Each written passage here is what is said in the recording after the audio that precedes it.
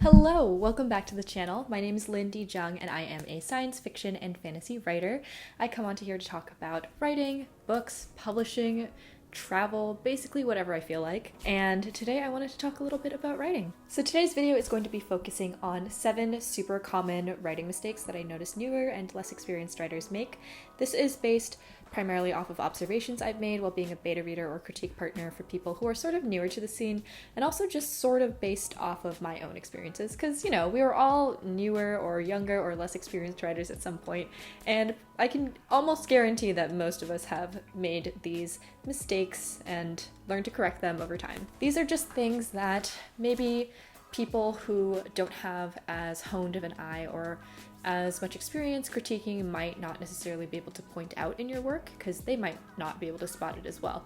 But it's definitely like a list of things that I tried to come up with that are sort of like, yeah, are just gonna sort of bring your writing down or lessen the impact, or, you know, just in general sort of flag you as a newbie. And of course, there is nothing wrong with making these mistakes. There's nothing wrong with owning them either. My goal here is to just sort of make this list so you have a point of reference and then hopefully figure out how to identify and potentially even fix these issues in your work. So without further ado, let's go ahead and get started. This is a numbered list. There's 7 items, and let's go ahead and start with number 1. Number 1 is just pacing, just the word pacing. I think this is definitely one of the toughest things for newer writers to really get a hold of, mostly because it's such an intuitive thing. And this is sort of a catch-all term. Pacing can result in, you know, the saggy second act or second act sagged or whatever you want to call it, where the middle part of the book just sort of drags on and doesn't feel like there's as much of a point or build-up. It's just not as exciting as,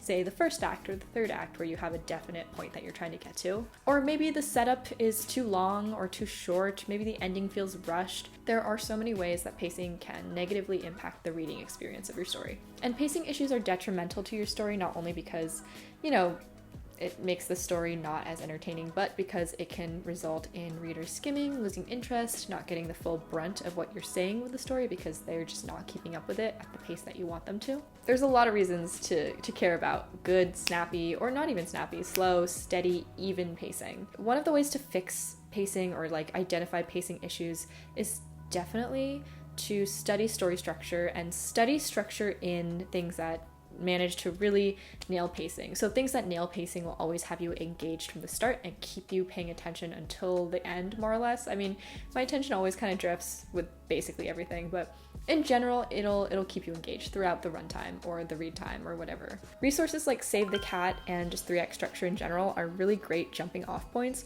Of course, you don't necessarily want to adhere every story or book or script to these pre-existing structures, because that can get a little bit stale or really stale really fast, but you definitely want to have a grasp of how these things work, how things are laid out, what points you want to hit or beats you want to hit at certain points in the story, just so you know that you're getting that pacing more or less down based off of these pre-existing structures. It's a really great tool for that. Number 2 is your characters feel flat and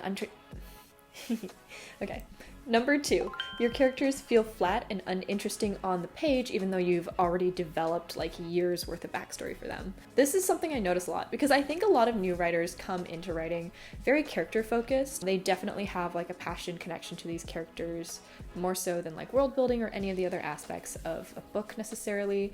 And I think that's awesome. Honestly, characters are the most important part of a story for me. The only issue here is when you spend literally like hours and hours and hours pouring time and effort and energy into coming up with like your character's least favorite foods or favorite color or their like fondest childhood memory, and then that just doesn't translate onto the page and they end up feeling kind of cookie cutter even though you put so much work into it. This is definitely something that I struggled with. I was one of those people who would do like the templates and the, you know, like filling out things, face claims, whatever. I still kind of am.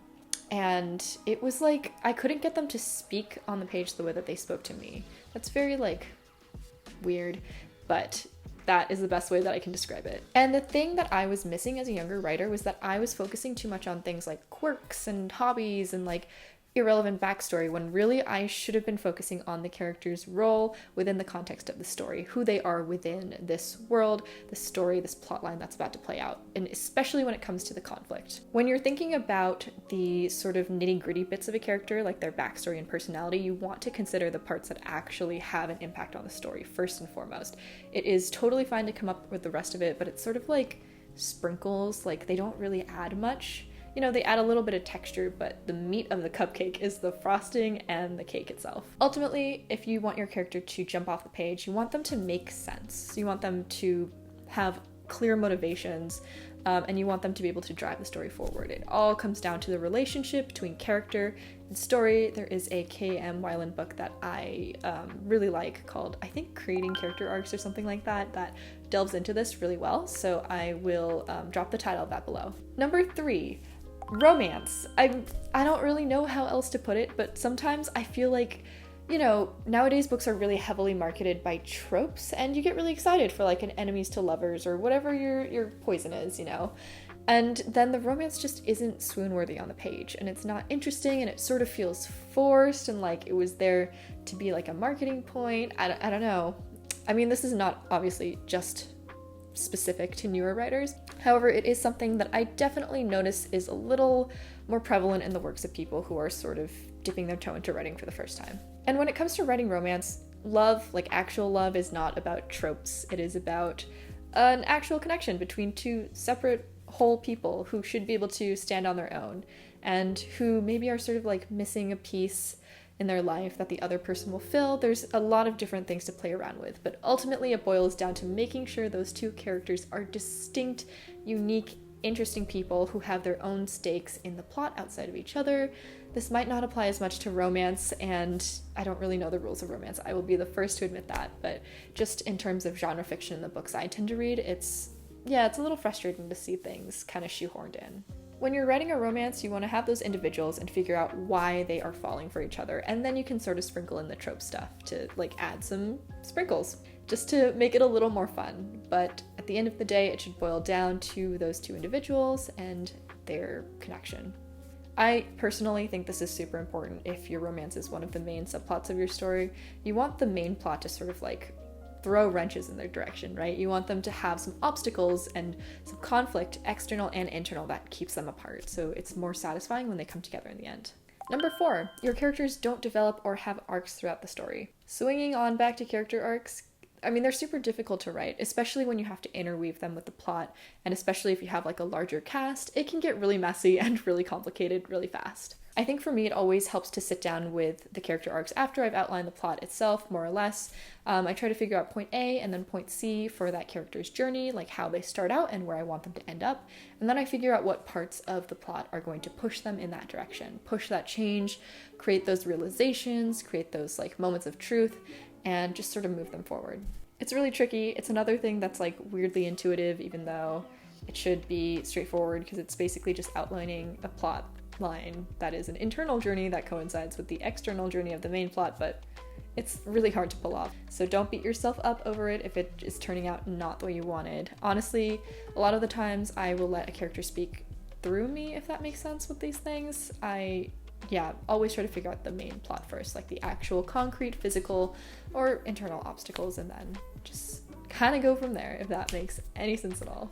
Number 5, your story lacks thematic cohesion. Theme is really important to me. I think it's one of the less often discussed aspects of storytelling, just because, once again, it's kind of opaque. It's a little bit difficult to approach, maybe a little bit difficult to explain, but theme is really important largely because it ties all the disparate elements of a story together in a way that nothing else quite does. This is what makes the character arc, the subplots, the plot itself, the conflict, this is what makes all of those things matter. If any of the story parts that relate to the theme are lacking, this can make, the ending of a book fall flat. It can make the journey feel meaningless, pointless. It can just sort of make the book feel kind of shallow. Understanding the theme of your story, especially as you're going through revisions, especially after you've gotten everything laid out, all of the actual concrete plot elements and the character arc, like, it's how you go through and make sure that those things are actually meshing together really well and getting the message across that you want to tell.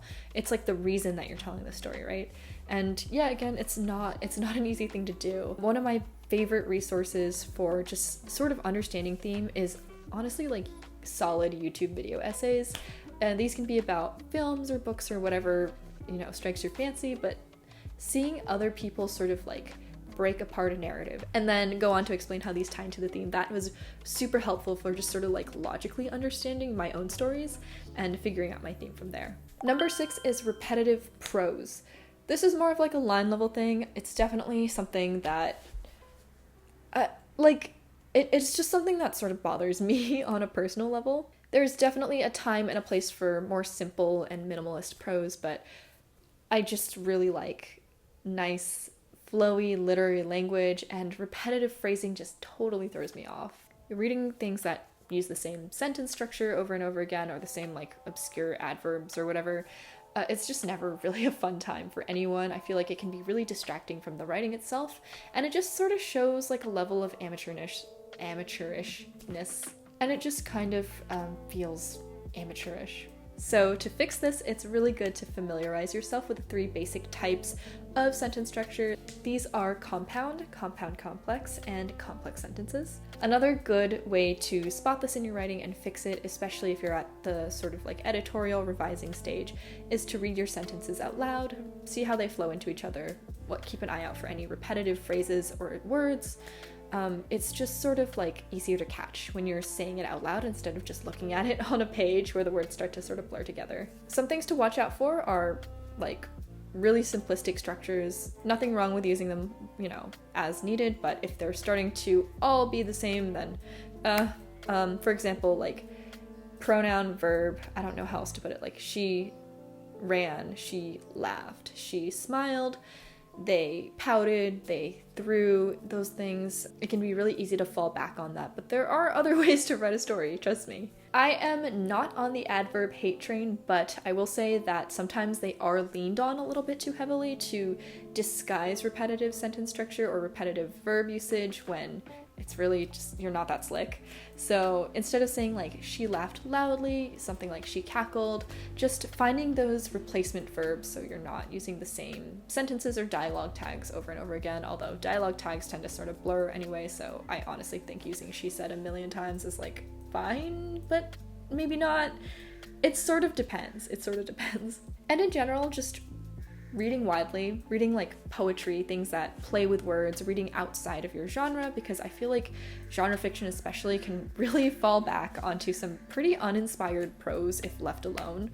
Read literary fiction, read classics, read like Shakespeare, you know? Just sort of get your brain out of that rut of thinking in the same sentence structures over and over and over again. Number 7 is your ideas have all been done before, your writing feels unoriginal. This one might be a little mean. I feel like I always sort of try to keep a positive attitude about like every idea has been done before and, you know, just gotta keep writing what you want to keep writing. But I do have a caveat to that mindset, and it's just that you have to bring something personal to the table. It doesn't have to be new, but it has to be true to you. It has to be that spark, you know, something about maybe the voice that you use as a writer. Your personal experiences might be unique, just your outlook on life. It has to come from somewhere. One of my pet peeves is reading a book and it really just feels like a paint by numbers, like this trope, this genre, this like love triangle, you know? And it feels like I'm reading like the fantasy equivalent of like a user manual for a TV, because I just don't see a single shred of the author inside the writing. So yeah, draw inspiration from your life, from your travels, from your personal experiences and hurt and heartache, from your 2 a.m. Wikipedia trawls, like anything that you feel like you are actually passionate about, interested in, put that into your writing, because otherwise it reads like, I don't know, like a dictionary. And don't be afraid to be daring, to be bold, to try to be original, even though originality is a lie. I think a lot of the reason that publishing is in the state it is not on writers at all, but if we all sort of put more effort into making books weirder, we might be like doing something. I don't know. Or we might just all, die in destitution, but might as well try. Alright, that was the video. I you know, this was a quick one, but I don't even know if I want to call this mistakes anymore. I think it's just like things I've noticed, you know, trends I've seen. If you have your own thoughts on, you know, common stumbling blocks that you writers run into, then please let me know in the comments below. And as a reminder, I do have a Ko-fi if you want a tip for some of my unsolicited writing advice. All right, thank you so much, and I will see you guys next time.